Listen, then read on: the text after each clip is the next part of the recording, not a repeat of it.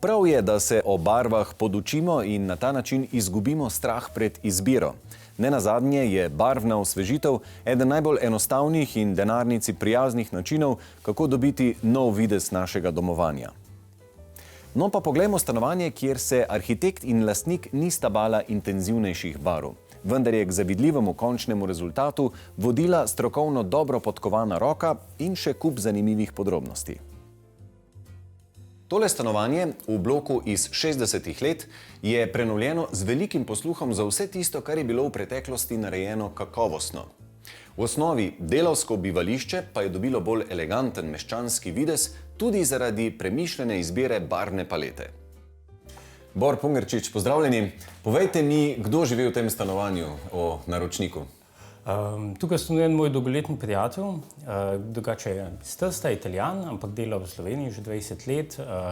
Trenutno je freelance finančni svetovalec, tako da je dosti leteč, in sam stanuje v tem stanovanju. Stanovanje samskega moškega. Tako je. Ja. Glede na to, da je ta blok v bistvu, ne vem, so 50-60 let, ampak ta nek prvi val delavskih stanovanjskih objektov v Ljubljani. Tlodis je izjemno dobro narejen, glede na to, kolikšna je kvadratura, je odlično izkoriščen prostor, praktično nobenih hodnikov, ni 3 velike sobe, velika kuhinja, boljši tlodis kot večina stvari, ki se trenutno zidajo. Kar je zelo zanimivo, ker če rečemo blok iz tistih cvetočih socialističnih let, marsikdo bi se tega ustrašil verjetno. In morda preseneča, da v resnici Tloris že marsikaj ponudi.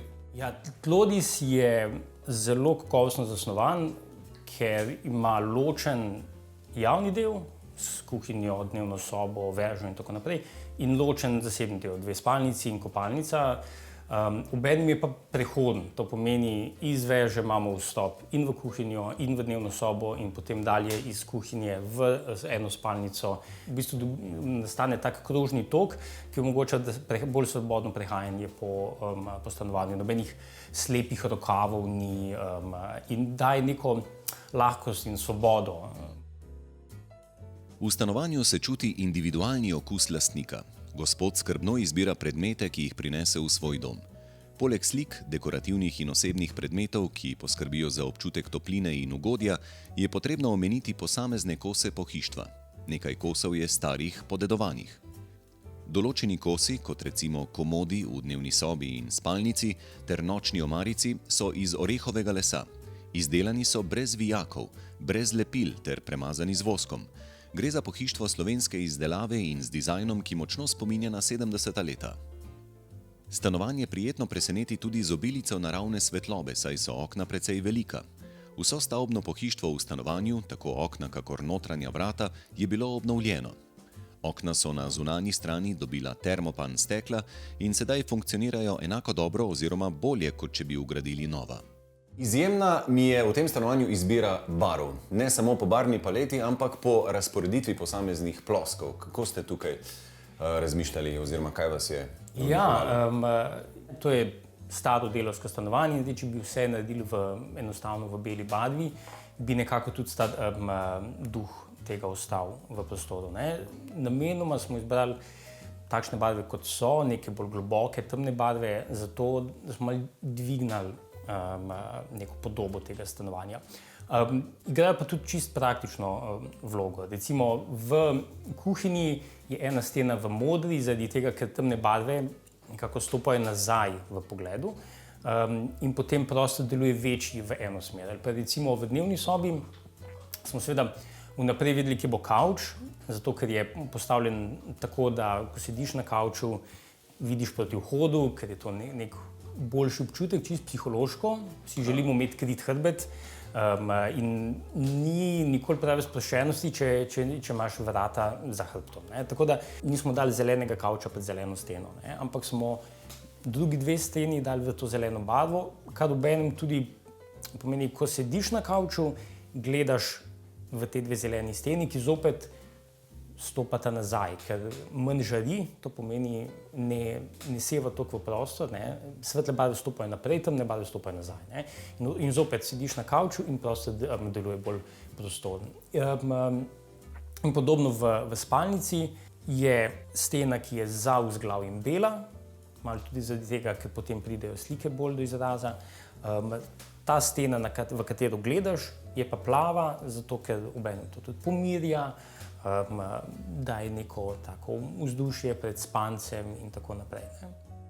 A ja, ko smo že pri barvah, kaj pa tale roza soba? Je to zaradi pričakovanja kakšnega otroka? Ne. Je pa zanimivo, no, da to je bil pa edini problem, recimo, ne, ker je potem, ko je se enkrat vselil, začel dobivati obiske in so njegovi kolegi na podoben način odreagirali. A ja, a pričakuješ otroka, a nisi samski? A bo punčka? Ja, tako je, a bo punčka, ne?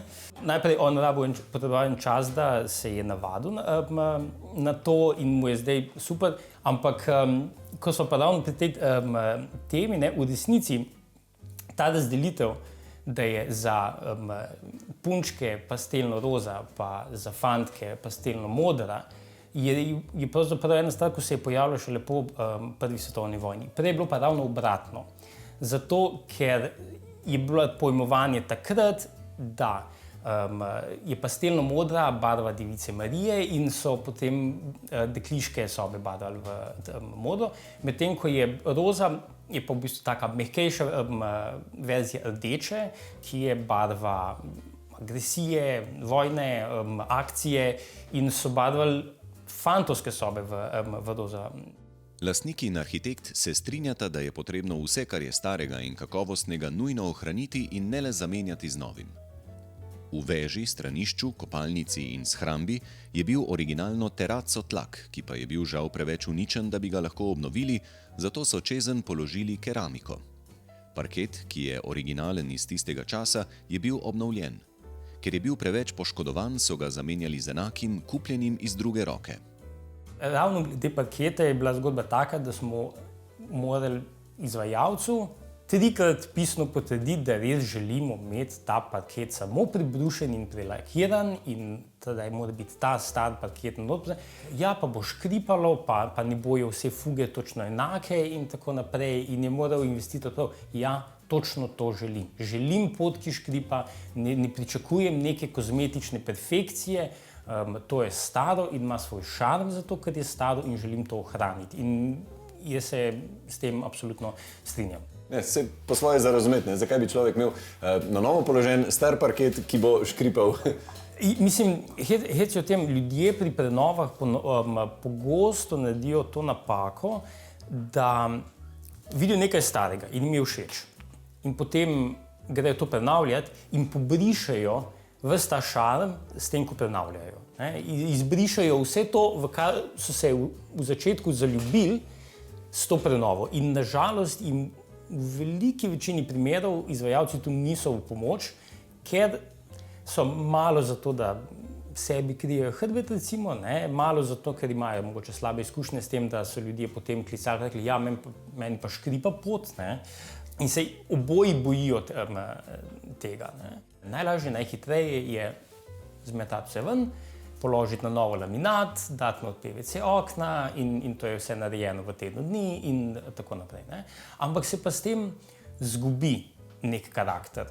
Zdi se mi, da se pri tem stanovanju res vidi, kako je vredno vložiti ta čas, pa ta premislek pri projektiranju, pri izvedbi, da se te kakovosti ohranjajo.